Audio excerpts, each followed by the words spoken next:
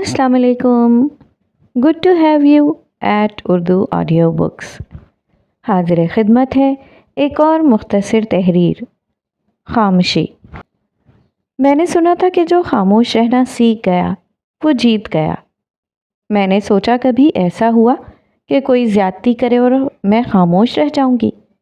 फिर ख्याल आया कि नहीं, अपने हक़ के लिए आवाज़ उठा लेना ही ज़िंदगी है। हमेशा खामोश रहने वाला तो बुज़दिल होता है। लेकिन फिर ऐसा वक्त भी आया जब मैंने खामोश रहकर गुज़र जाना बेहतर समझा, और यकीनन खामोश रहना ही जीत है। खामोशी की ज़बान सबसे खूबसूरत ज़बान है। ये वो एहसास है जो सिखाता है कि लफ्ज़ बहुत वज़न रखते हैं। इनका बार हर कांधा नहीं बर्दाश्त कर सकता, ये वज़न हर ज़र्फ़ नहीं उठा सकता। लेकिन खामोशी बहुत हल्का एहसास है, हवा की तरह हल्का। खामोश रहना एक नेमत है, जैसे हवा एक नेमत है। इसमें रहो तो मुसर्रत का एहसास रहता है, ज़िंदगी महसूस होती है। ऐसे ही खामोश जगह और ख़ामोश लोगों में ज़िंदगी महसूस होती है। बोलने वाले तो खाली होते हैं, इसलिए कुछ बोल जाए कोई तो मैं उसके बोले अल्फाज पर नहीं बल्कि उसके खालीपन पर हैरान होती हूँ।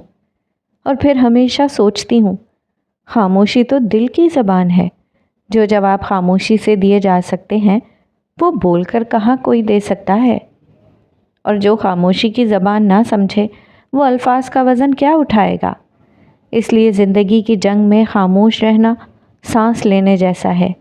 जब आप तलखियों और ज़्यादतियों पर खामोश रहना सीख जाते हैं, जब आप खामोशी की ज़बान बोलते हैं और खामोशी की आवाज़ सुनने लगते हैं, तब आप ज़िंदा होने लगते हैं, ज़िंदगी का एहसास होने लगता है। और ये बहुत खूबसूरत एहसास है। इसीलिए तो लोग सैरो तफरी के लिए खूबसूरती के साथ साथ गैर गुंजान इलाक़ों का चुनाव करते हैं। खामोशी में अगर वहशत है तो इसमें सुकून भी है, रूह में उतर जाने वाला सुकून।